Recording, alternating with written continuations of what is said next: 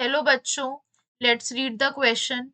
The exoplasm inside the exon contains high concentration of potassium and negatively charged protein. In this question, the key concept is exoplasm.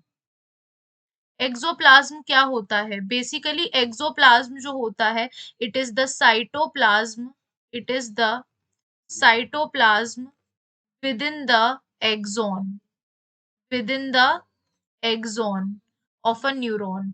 इसे हम क्या कहते हैं? Axoplasm कहते हैं। अब पूछा गया है कि एक्सोप्लाज्म जो होता है एक्सोन के अंदर, उसमें हाई कंसेंट्रेशन ऑफ पोटेशियम और नेगेटिवली चार्ज प्रोटीन होते हैं।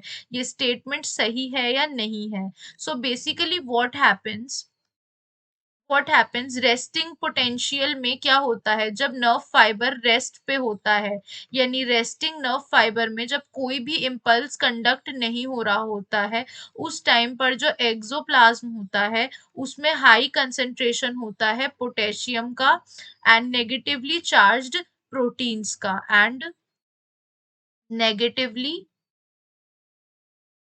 चार्ज्ड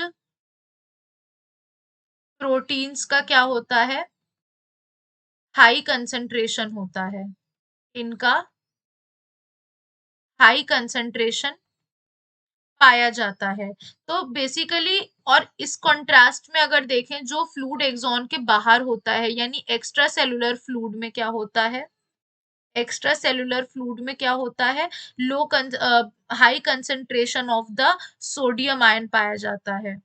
हाई कंसंट्रेशन किसका पाया जाता है? सोडियम आयंस का पाया जाता है। सो बेसिकली जब एक्शन पोटेंशियल जनरेट होता है तो 3:2 का रेशियो बनता है, यानी कि 3 सोडियम आयंस जो होते हैं वो सेल के बाहर जाते हैं, एक्सोप्लाज्म के बाहर जाते हैं, एंड 2 पोटेशियम आयंस जो होते हैं वो इनसाइड आते हैं। तो ये एक रेशियो बन जाता है सोडियम और पोटेशियम का, 3:2 बन जाता है। लेकिन क्वेश्चन में हमसे कहा गया है कि एक्सोप्लाज्म के अंदर हाई कंसंट्रेशन होता है पोटेशियम और नेगेटिवली चार्ज प्रोटीन्स का। तो yes, this statement is absolutely a true statement. So hope you guys understand. Thank you.